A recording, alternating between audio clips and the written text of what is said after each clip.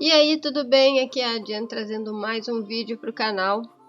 Eu gosto muito de trazer figuras relacionadas à espiritualidade de algum jeito para a gente olhar o mapa astral. Acho bem interessante isso. Mas dessa vez eu tô trazendo uma figura um pouco diferente para a gente fazer mais um episódio do nosso Vivência Nó do Norte. Se você não viu os outros vídeos, acompanhe aí, porque é bem interessante a gente observar os propósitos do Nó do Norte das pessoas. E dessa vez eu estou trazendo para vocês uma figura bem interessante que é o Santo Agostinho. É assim que ele é conhecido popularmente.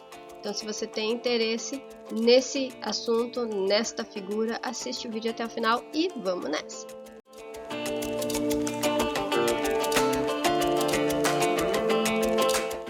Santo Agostinho. Ele nasceu em 354 no município de Tagaste, na província romana de Numídia. Aos 11 anos, ele foi enviado para uma escola em Madauro e aprendeu literatura latina e práticas e crenças pagãs, além de ler o Diálogo Perdido de Cícero, Hortêncio, que o próprio Agostinho acredita como responsável por despertar o seu interesse em filosofia.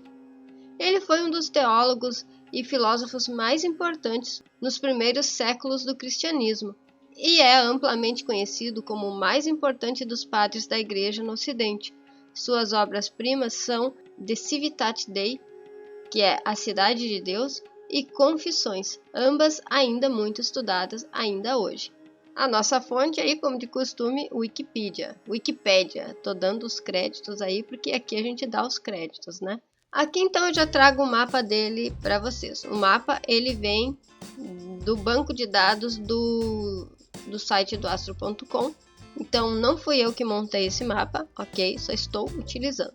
Vamos dar uma olhada em alguns pontos. Ele tem um Sol em Aquário, o que faz dele uma pessoa intelectual, afinizada com questões sociais, faz com que ele tenha uma expressão mais ativa mentalmente, faz com que ele tenha anseios de ser reconhecido pela sua intelectualidade, pelas suas opiniões, pela sua sociabilidade. E ele tem uma natureza inovadora, gosta de ser diferente. Ele tem uma lua em Libra. Essa lua em Libra faz com que ele tenha uma necessidade de viver uma vida pacífica, de ter relacionamentos equilibrados, e uma necessidade de ser uma pessoa que colabora, de ser uma pessoa justa. E ele tem o ascendente em Virgem, então indica que é uma pessoa com iniciativas práticas, motivada pelo desejo de ser útil, grande capacidade de prestar atenção nos detalhes das coisas e encontrar ordem em meio ao caos. Agora chegamos no Nó do Norte dele, que está em Leão.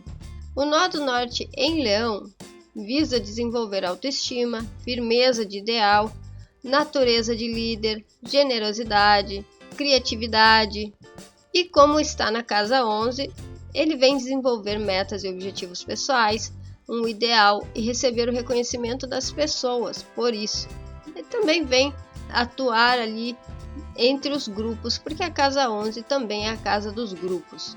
Se ele tem o Nó do Norte na casa 11 em Leão, então automaticamente ele vai ter o Nó do Sul na casa 5 em Aquário. Então quer dizer o quê? O Nó do Sul é aquela mochilinha que a pessoa traz com ferramentas para ela poder utilizar ao longo da vida dela e executar o propósito ali do Nó do Norte. E no caso dele, ele traz a intelectualidade do signo de Aquário, a afinidade com questões sociais, a capacidade de inovar e romper com velhos padrões, opiniões firmes. E como está na casa 5, então ele traz também uma marca pessoal que é bastante forte. Para ele viver o Nó do Norte dele, era preciso que ele desenvolvesse o amor por si mesmo e pelos outros. O Nó do Norte dele faz alguns aspectos, ou seja, conversa com alguns planetas no mapa dele. Aqui vocês podem observar, ó, o Nó do Norte faz um sextil com Plutão, um sextil com a Lua e oposições aqui com esses planetas que estão na casa 5, ok? Ou seja, Mercúrio, o Sol e Vênus. Por isso que eu digo, ele trazia com ele muito essa questão intelectual, Ele gostava das coisas intelectuais, ele gostava de olhar para fora, de se envolver com as questões sociais, de lidar com as ideias no campo mental, de ser uma pessoa muito criativa nessa área da mente mesmo, da mente do social. Só que ele precisava desenvolver uma boa autoestima, por assim dizer, precisava olhar para ele, precisava equilibrar essas características de Aquário com o fogo, o calor do signo de Leão. Então, o que eu coloquei ali? Ele precisava equilibrar a sua intelectualidade, a sua lógica mental, com o calor e a generosidade e a idealização do signo de Leão. Isso aí a gente vê pelas oposições. Ele também tinha uma grande capacidade de transformar por meio do conhecimento e das interações sociais. Tá aqui, Plutão juntinho aqui com a cúspide da casa 10 no signo de Gêmeos.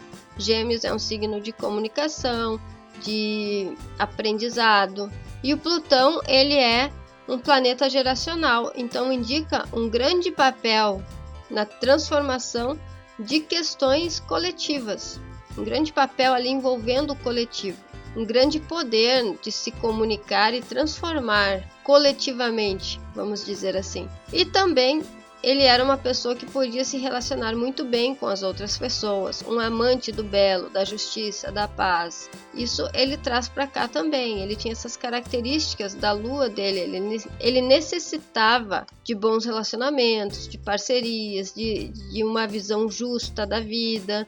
Ele necessitava de tudo isso para se tornar uma pessoa mais generosa, bem reconhecida entre os grupos. É assim que eu vejo, tá? Se você vê isso de uma maneira diferente, comenta aí. Aqui eu apontei o seguinte, eu trouxe alguns aspectos aqui para vocês que fazem relação com esse Netuno dele. A gente sabe que ele é conhecido como um santo, literalmente, é o Santo Agostinho.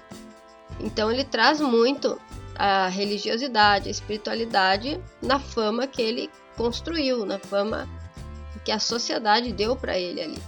Então esse Netuno que ele tem aqui na casa 10 faz a gente acreditar nisso, faz a gente pensar nessa possibilidade de uma fama ali com base na espiritualidade. Esse Netuno, ele faz um aspecto com Urano, aqui na casa 4. Então, no eu subjacente dele, ele tinha muito essa necessidade de renovação de velhos padrões, porque Capricórnio indica os velhos padrões. E vocês vão poder perceber que justamente parte da fama dele se deve à nova visão que ele deu para a religiosidade, para a fé. Vocês vão poder ver isso mais para frente. Eu marquei aqui também o Marte, porque era a atitude dele. E um Marte bem forte aqui no mapa, porque está no signo certo, muito embora não esteja na casa mais adequada, porque é a casa oposta à casa de Áries. Mas ele era uma pessoa que tinha uma atitude muito corajosa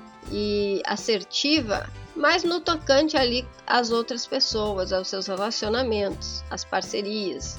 Enfim, isso tudo provavelmente acabou influenciando muito a ele conseguir tudo que ele conseguiu. Outro ponto que chama atenção aqui é o Saturno na casa 6, a casa do trabalho. Saturno é um indicador de responsabilidade, de amadurecimento, de comprometimento. Então a gente vê um comprometimento espiritual na rotina dele, no trabalho dele. Esse Saturno responde para Netuno.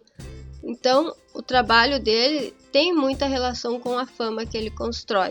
Agora eu trouxe alguns fatos para vocês visualizarem isso que a gente viu até aqui, ou alguma coisa pelo menos. Vamos lá. Agostinho restabeleceu a antiga fé.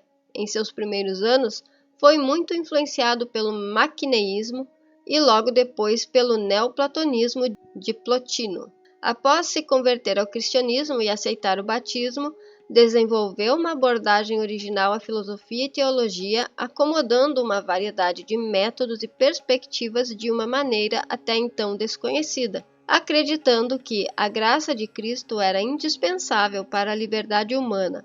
Ajudou a formular a doutrina do pecado original e deu contribuições seminais ao desenvolvimento da doutrina da guerra justa. Eu marquei este ponto aqui que fala que ele desenvolveu uma abordagem original da teologia e tal, como vocês podem ver aí na tela, justamente porque traz essa questão do aquário, da renovação do Urano, da renovação dos padrões, de pegar uma coisa que já existe, uma coisa antiga, e transformar em algo mais renovado, mais novo, diferente, com outra visão. E é algo espiritual ali, algo filosófico, enfim. Na Igreja Católica e na comunhão anglicana, Agostinho é venerado como um santo, um proeminente doutor da Igreja e o patrono dos agostinianos. Muitos protestantes consideram Agostinho um dos pais teológicos da Reforma Protestante por causa das suas doutrinas sobre a salvação e a graça divina. Na Igreja Ortodoxa, algumas de suas doutrinas não são aceitas, como a da cláusula de filioque, do pecado original e do monergismo. Ainda assim, ele é considerado também um santo, sendo comemorado como Beato Agostinho no dia 15 de junho. Eu trouxe esse mapa aí só para a gente dar uma olhada. Inclusive, eu quero que vocês comentem aí se vocês querem que eu traga mais alguns vídeos de personagens que acabaram sendo santificados ao longo da nossa história aí. Comenta aí se você quer esse tipo de vídeo e eu vou tentar trazer alguma coisa aí, algum conteúdo astrológico com base em pessoas com essas características aí dentro desse grupo aí. Então esse foi o nosso vídeo sobre o Santo Agostinho. Eu espero muito que você tenha gostado desse conteúdo. Se você tem interpretações diferentes das minhas, comenta aí, que é sempre legal a gente acrescentar coisas, a gente expandir o nosso conhecimento, é sempre bom.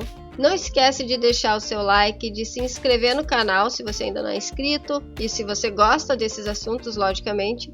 E se você tiver a fim de ter uma leitura minha do seu mapa astral, confere o site que vai aparecer aí na tela, cujo link também vai estar na descrição, daí você pode até acessar por lá se você preferir.